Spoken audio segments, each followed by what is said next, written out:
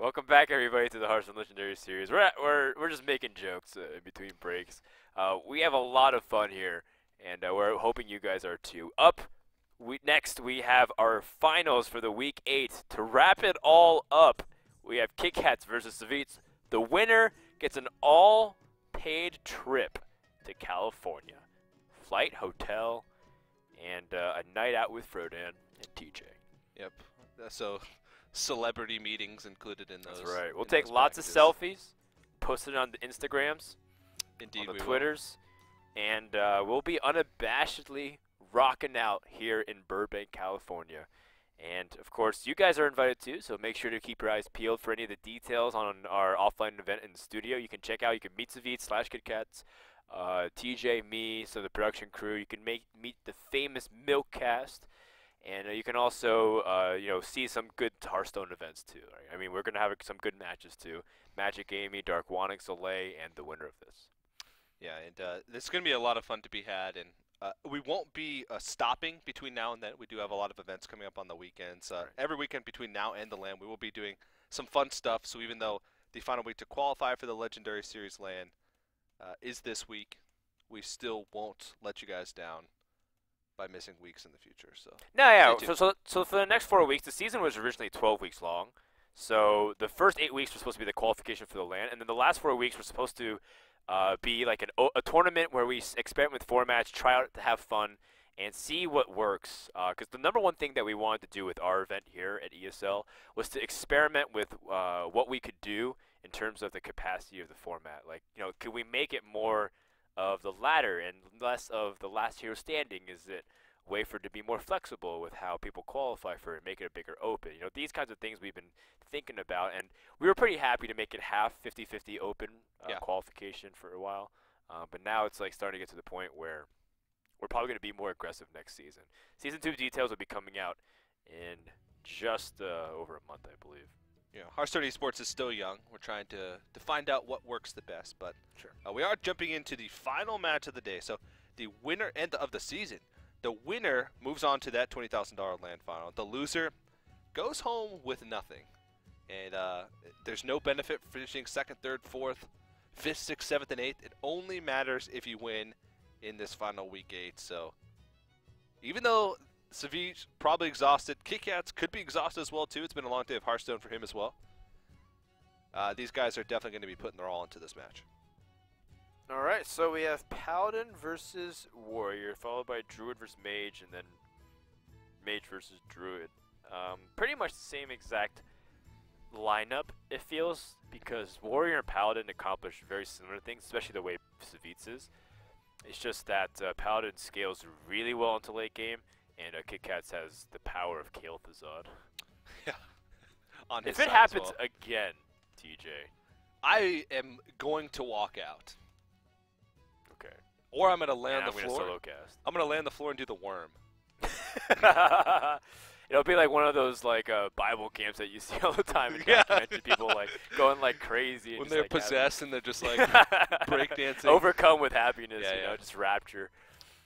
I don't know. I would definitely lose my mind if that happens again. I don't know what'll happen, but if it does, okay. So I was told that the chances of this happening 3 times in a row for Hearthvods is 1 in a million, like literally 1 in a million, like 0.000002%, and it's 2 times the likelihood of a royal flush. Wow. In a poker table. That's what I was told on Twitter. I don't know if that's exactly true. Maybe it's not right on the exact percentages, but I actually either way, trust. it's highly unlikely for 3 in a row. I trust everything I read on Twitter. So. Well, that's good. Well, your self-esteem must be really low. Twitter can be a nasty Twitter place. is pretty mean. Yeah. Yeah. Twitch chat is also mean. Twitch chat is awesome and mean at the same time. Yeah. And very mean. It's like a trial by fire. If you can survive Twitch chat, well, you can survive pretty much anything in life. Don't forget to type. What doesn't kill you makes you stronger. Definitely applies to Twitch chat. He threw away Sneasel Shredder. What is he doing? You gonna sing it? No. What doesn't kill I will you? not disgrace the voice of Kelly Clarkson. Amen. So, The Paladin versus Warrior can be quite long, but it also might be fast depending on how. Depends on how like the cards end up panning out. Warrior does have room to be a little bit more aggressive if they end up picking up the legendaries that they need to put pressure on, or even vice versa. If Paladin gets the Quartermaster, if it gets the momentum. This is a slower Paladin deck from Savjz, but I still don't think it would necessarily be classified as control. He does run double lay on hands. It's good into the late game, but yeah. of course there are mid-game power plays that you can just swing. Savjz hesitated because there is a very important question. It's like, what happens if he just simply played an Acolyte of Pain? Would I have been able to answer it? He took a risk, but it ends up paying off. It's okay. In the meanwhile, this Pilot Shredder, these mechs in general have been MVP so far of today. Yeah. In terms of the entertainment value. Yeah, we've had some pretty crazy, not only just like piloted shredders and piloted sky golems, but of course the Sneasel shredder. Yeah, definitely. Anti-kill bot in this paladin deck as well. It's actually starting to, in the first couple matches, the double land hands was a pretty interesting choice, but it actually does look more control heavy. Sentient Shield Master as well. I think this is like as close to like the old control paladin as you're gonna get. Sure. While still holding on to some of those mid-range tools. Do you like putting out the Death Spite here, or setting up an Armor Smith and the Fiery War Axe and giving up your Pilot Shredder? I think you need to find use for the fire. Death Spite does challenge yeah. whatever comes out next. Yeah. But at the same time, Fire War Axe, it usually in this matchup later on in the game becomes just a tool for you to kill dudes. There's nothing wrong with that. It answers so. Quartermaster, I suppose. And this takes away like a muster for battle play.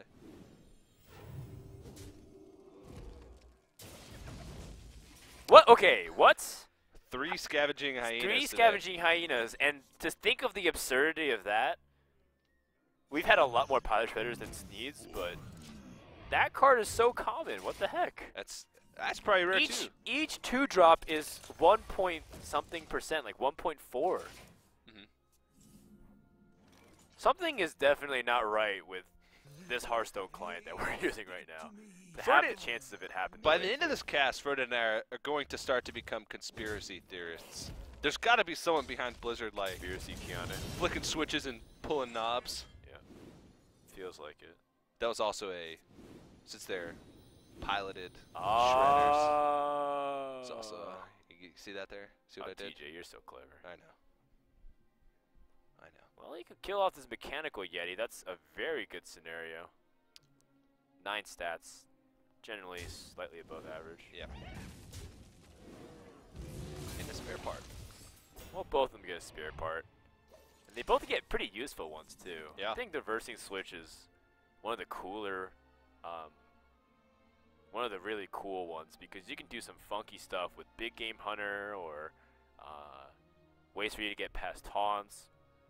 Or even vice versa, find ways for lethal you didn't know you had. So, like, you know, if you get a reversing switch and you just happen to have, you know, Ysera on board, it's like, oh, I actually have like an 8 damage, 1 mana spell. Yeah, a way for you to BGH a Steeds or a Kel'Thuzad. Into a Kel'Thuzad? Nope, can't do that, but... Yeah, well, see, it's pretty relevant, because if a Kel'Thuzad is played, if it doesn't get immediate value, that's a really good way to deal with it, because he does have the BGH in his hand as well. So a reversing switch could end up being a really big deal. So he doesn't actually have a very clean way. Wow, great result here for Kitkatz. He doesn't actually have a great way to deal with Dr. Boom, other than just doing his own Dr. Boom. Well, he had a pretty good outcome for those boom bots. Having that first boom bot hit his Armor Smith for 1 damage. It's tough to ask for more. I don't know. Because if you play Dr. Boom and he BGHs your Dr. Boom, then that's a lot of momentum on board that you're giving up, because you would spend your whole turn. But at the same time, yeah, that's actually a really good point. If you throw down Sledge Belcher here, it just gets eaten by the Dr. Boom anyway, and you're still in a position next turn where you don't have a way to deal with it. Well, he's running out of time. He's got to place it soon. Yeah. So we have a Dr. Boom mirror match. Yeah. I think the Dr. Boom plays better here. You just he has Kitkatz right now. Oh wow. Is that the right play? That's still like insane. It's like summon a 7/7. Picking up value on big game hunter as soon as you can feels good, but against control warrior, not so you have much. so many targets. Yeah. I like Kitkatz here. It's just like summon a 7/7.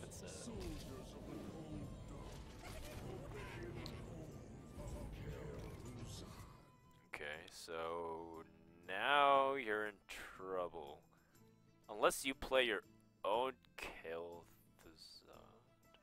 Yeah. Hold on. Just bring back endless supply of boom bots. Yeah, and actually you're going to be overdrawing with your Acolyte. Yeah. He doesn't actually have removal. This is very awkward for Kitkatz.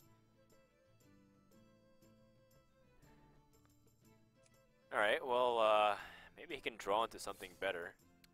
Anything better. Ugh. Okay, Sledge Belcher. Puts him a little weak to mind control tech as well. Hopefully, the board will weaken itself a little bit, so that way he can use some other things to clean up. Maybe the boom bots will have some higher impact.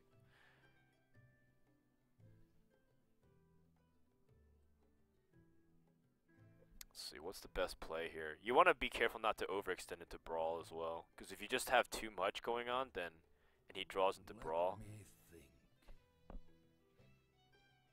I mean, then again, I think he would have used Brawl to a certain extent. Yeah, that would have been a pretty decent Brawl turn, because there was a high likelihood that one of his min creatures would have survived. Still hard to say. I still think you probably should be careful not to overextend. Oh, is he thinking about reverse switching onto Pyromancer, so that way he can keep Dr. Boom at a 4/7 or 4/6? That's pretty clever. He might also absorb the damage. He might lose the Dr. Boom. Oh yeah, he wants to lose the Dr. Boom to heal it. Ooh, not the best result. Not quite. You might want to play a taunt then, so that way you can protect Kitkatz. I don't know. I think he's going to lose Kitkatz pretty easily now just to a weapon hit. Well, Kitkatz did draw into a BGH, but at this stage, it's Well, Dr. Boone's already done enough damage. yeah, but then again, Paladin doesn't have many other targets to Big Game Hunter, so it's probably your best bet. Yeah. So this ended up not being as game-winning as I thought it would be. It felt like there was a strong likelihood that Savjz would run away with this game. Yeah. But now, I mean, Kitkatz still has like high-impact cards every turn. He's got double Shieldmate in his hand. He had Sneeds and Kel'Thuzad as well. Right. And there's a lot of threats that he's already been through from Savjz. Like, he's been through the Dr. Boom. He's been through the Kel'Thuzad. He's actually been through 2 Dr. Booms. Kitkatz is so well prepared, though. He's going to get the Black Knight ready for the Senjin. Yeah.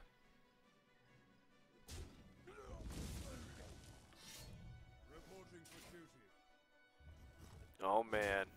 Black Knight is ready to go.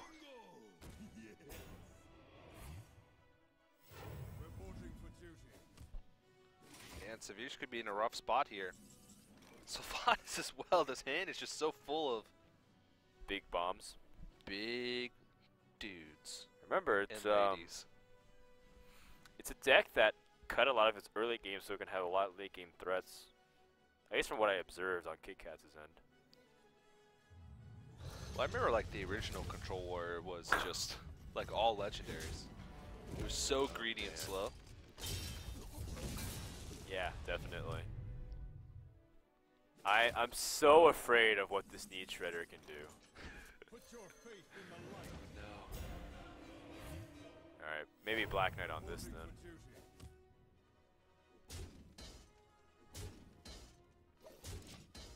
What's funny is that Kitkatz actually has Kel'Thuzad now. Like, he doesn't need to get KT off of this Needs. Nope. He still probably will.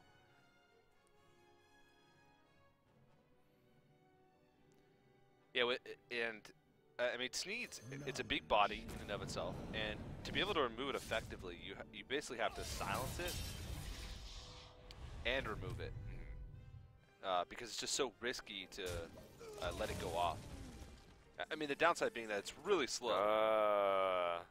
Alright, no KT shenanigans. Unfortunately not. It's too bad. Yeah. Very good sequencing from Savjz too. And, well, I guess we're going to have to wait and see for another time here. That Ashbringer is also going to do work unless Kitkatz picks up Harrison Jones. But this is like a big push that, if it doesn't work, I mean, Savjz might be in trouble because there's just a lot of firepower from what Warrior has. Yeah. And I mean, he's just got such situational cards. Like anti-Keelbot, not really going to help him until like after Alexstrasza comes out. Big Game Hunter situational as well, but a lot of the threats that are going to come out over the next 3-4 turns, right, going to be Kel'Thuzad or like Shield Maiden. This is really smart to clear this off the board before you can get Kel'Thuzad value out of it. Warrior's one of the classes that also doesn't really play mind control tech now, so it's one of the very few ones. Because it has so many other ways to spot removal anyways. Not to mention it's got like a better version of mind control tech with Brawl if you're super far behind. Yep. How long can Kitkatz hold on for? Can he get any semblance of board control? It's going to be tough to say unless he gets Brawl.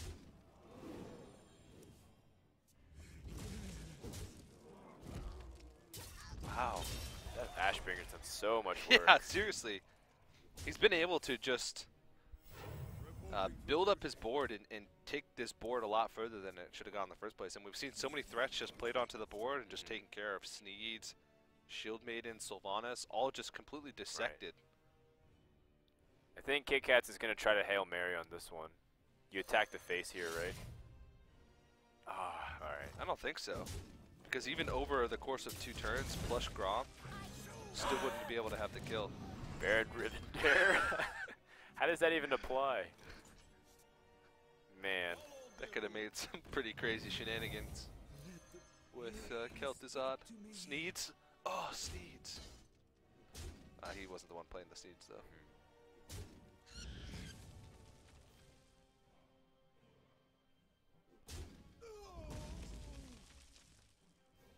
Huh. Oh, his logic is that he's going to use it to trade with one of those things and then attack.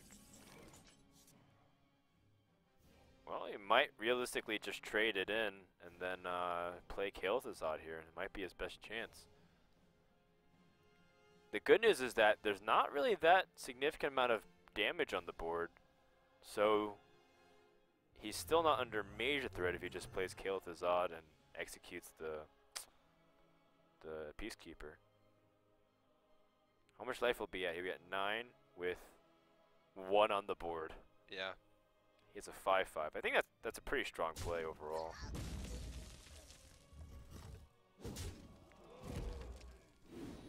Yeah, I mean, he's still not in the greatest of positions, but I mean, he has grown, and Kel'Thuzad on the board is just super tough to deal with.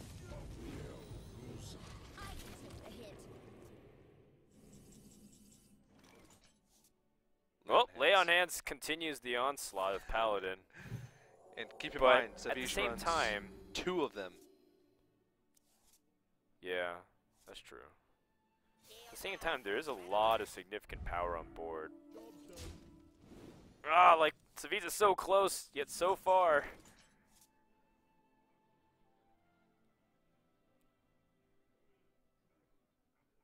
Okay, well, he's got a board clear. And then he can just chill and armor up. Armor up. Guess Big Game Hunter makes sense too. Not really anything else that you're going to use that for in this matchup. He already used this first one on Dr. Boo.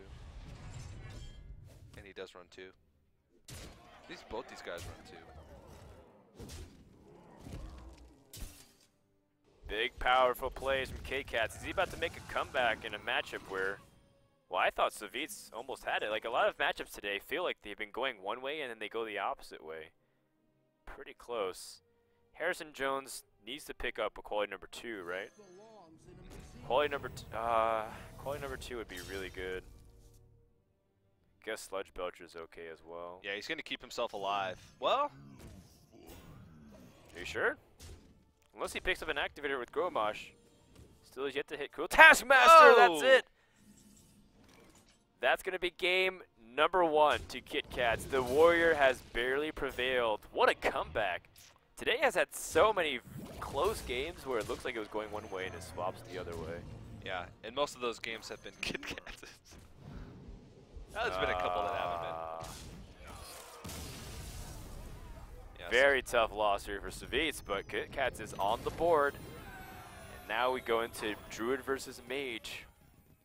See who can get the better of the other ones. Now, they are playing different styles of both decks. I think Kitkatz is playing the faster version of both those decks. Yes. He's playing a faster Mage and a faster Druid compared to a slower Mage and a slower Druid. And I still think Savjz is the favorite in the series, though. I would say so. Fast Druid, I think, does have